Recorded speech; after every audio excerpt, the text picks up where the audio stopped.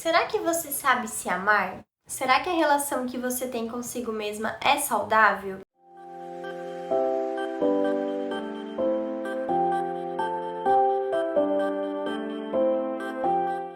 Oi, gente, boa tarde, tudo bem com vocês? Meu nome é Helena Vicente, sou psicóloga clínica e hoje nós vamos falar sobre amor próprio. Será que você tem uma boa relação consigo?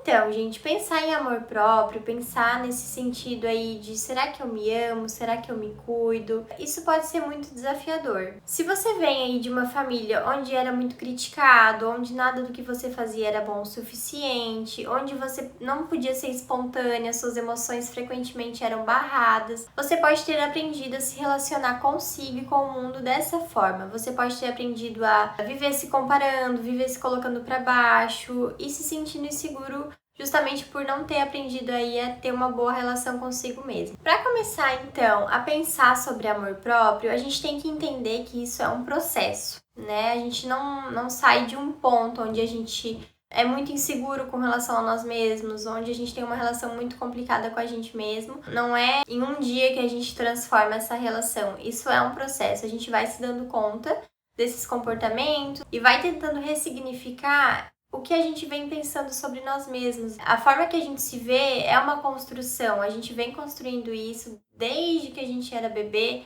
até o momento atual. Isso é construído. A cada frase que a gente ouvia, a cada atitude nossa que fazia a gente se sentir bem ou fazia a gente se sentir inseguro, tudo isso vai servindo de pilar aí para construir a nossa autoestima, para construir também a nossa relação com nós mesmos. Então, gente, por que a gente não se ama? Por que a gente precisa aprender a fazer isso? Para a gente começar a falar sobre esse assunto, a gente precisa falar sobre 3 conceitos psicanalíticos, que é o que vai embasar esse vídeo. A gente vai falar sobre eu, sobre supereu e sobre ideal de eu. Qual é a função do supereu? O supereu ajuiza o eu. Ele fica numa posição intermediária entre eu e o outro. Então, é ali onde entra as suposições que a gente faz do que os outros pensam sobre nós. Então, a gente pensa, o outro pensa que eu sou isso, o outro acha que eu sou isso. Então, na verdade, tudo se trata de projeções que a gente faz no outro, através dessa função aí superegóica. Como é que se constitui o supereu? O supereu, ele se constrói, ele se constitui acerca dos modelos identificatórios que a gente tem aí ao nosso redor. Ela se constitui através do olhar do outro, desses modelos identificatórios dos pais, os líderes aí que nos cercam, né, professores, enfim, esses modelos de maior autoridade.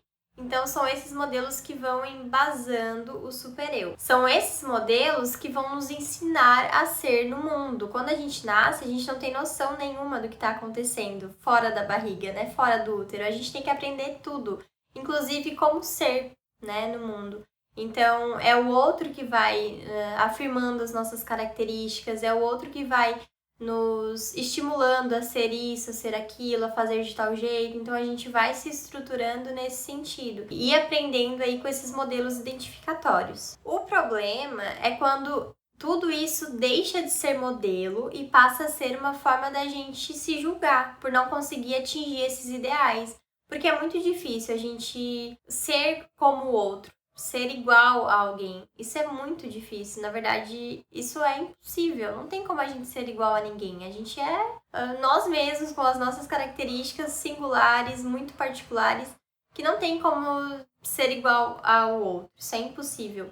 Então, quando a gente idealiza aí um modelo e a gente cronifica essa idealização, que a gente tem que ser daquele jeito, é onde a gente passa a se frustrar com nós mesmos, é onde a gente começa a se criticar, se inferiorizar, se comparar dessa forma mais negativa. Fora que os ideais, eles acabam sendo cada vez mais altos. Então, se você se inspira numa professora, aí você faz a graduação, começa a atuar como professora também. Mas vai ter sempre alguém que está acima de você, vai sempre ter essa distância entre você e o seu ideal, o ideal de eu. Quando você fica sempre cedendo aí, né, esse ideal de eu, e esse ideal só vai aumentando, só vai tornando mais difícil de ser alcançado, mais você se frustra, mais você não se sente bem consigo mesmo. Esses ideais, quanto mais altos, mais eles exigem da gente uma transformação, mais Isso nos ajuda a focar nas nossas faltas. A gente acaba focando muito no que a gente não tem. E a gente não consegue mais se desenvolver. A gente acaba se frustrando muito com quem a gente é. E a gente fica nesse impasse de estar insatisfeito com quem a gente é e de também não conseguir chegar nesse ideal porque ele está muito longe de ser alcançado. Agora a gente precisa falar sobre as redes sociais e o impacto que elas têm aí nesse ideal de eu, né? A gente entra nas redes sociais e tem um monte de gente falando o que precisamos fazer para ser feliz, como ter uma rotina legal, a gente tem que acordar 5 horas da manhã, a gente tem que correr 5h30, 6 horas a gente já tem que estar com tudo pronto. Então é muita informação, é muito estímulo de fora, de realidades totalmente diferentes da nossa.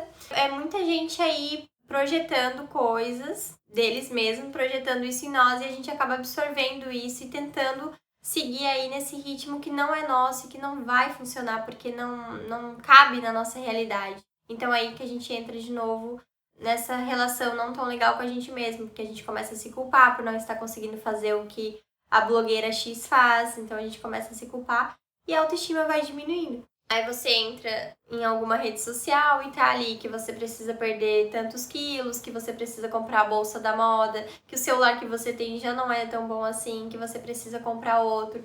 Então é muita informação e esse ideal cada vez vai aumentando mais e a gente não consegue alcançar. Então, como o ideal ele é sempre superior, ele vai estar sempre longe do eu, é o eu e o ideal de eu, como é que a gente pode começar a se amar? Qual é o caminho que vai ajudar a gente a ter uma relação mais saudável com nós mesmos? É preciso, então, tomar cuidado com essas idealizações. A gente precisa tomar cuidado com essas frases, né? Eu preciso disso, preciso fazer isso, tenho que me desenvolver em tal área. Sempre esses pensamentos, essas narrativas que nos colocam aí numa posição de estar sempre faltando algo na gente. A gente tem que estar sempre buscando. E aí, quando a gente consegue alcançar aquilo que a gente estava desejando, já não é mais suficiente. A gente sente pouco prazer quando a gente atinge um objetivo que a gente tinha, porque o ideal já tá maior, já tá mais inalcançável ainda. Então, por isso até que esse prazer, essa satisfação dura tão pouco. Ah, consegui me formar em tal coisa. Que bom, mas e agora? O que que tem? O que que tem depois? Então, sempre nessa posição de falta e sempre focando na falta. A questão da falta, todos nós somos seres faltantes. Isso é natural. Todo mundo tem as suas faltas. Mas o foco nessas faltas, de não conseguir se satisfazer com as próprias realizações, porque tá muito embasado nesse ideal de eu que tá muito longe. Então, é preciso sair dessa armadilha. Essa armadilha que a gente cai sempre que a gente abre as redes sociais. Ali a gente tem acesso a várias vidas perfeitas que não são tão perfeitas assim, né? Porque, na verdade, as pessoas só postam o que elas querem postar. São pequenos fragmentos das rotinas delas. Então, a gente precisa tomar cuidado ao idealizar coisas para nossa vida baseado em pequenos fragmentos que a gente vai observando, assim. A gente precisa recuar nas nossas idealizações, humanizar essas idealizações. É preciso ter em mente que você vai errar, você vai sofrer, você vai passar por vários ciclos na sua vida. Ciclos novos vão começar, ciclos vão se encerrar, você vai sentir medo, você vai se sentir vulnerável, você vai se sentir impotente. Mas tudo isso é o que te faz humano, tudo isso é o que te faz real. É importante sim que a gente tenha algumas idealizações, que a gente se inspire, que a gente deseje coisas para nossa vida. Isso é muito importante porque é isso que nos coloca em movimento. Mas essas idealizações elas precisam ser reais, a gente precisa ter metas reais, metas acessíveis e buscar se satisfazer com essas metas reais, humanas, que são acessíveis, que seja possível de fato conseguir chegar até elas, não em idealizações muito aquém do que a sua realidade permite que você chegue. Então é preciso fazer uma idealização que seja possível, sair dessa posição super egóica e tentar fazer aí esse movimento de idealizar coisas que são possíveis, de ter metas possíveis e acessíveis dentro do que faz sentido na sua rotina, na sua vida.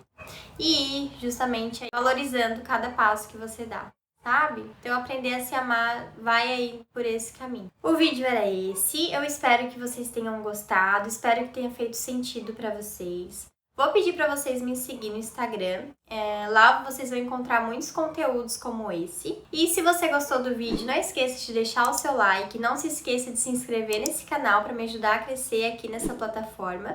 E também para me ajudar a continuar trazendo aí mais conteúdos como esse para vocês. Deixe nos comentários algumas ideias, o que vocês gostariam de ver por aqui, que eu terei maior prazer em ler essas ideias para pensar em conteúdos que vão ajudar vocês de alguma forma. Então era isso, até o próximo vídeo.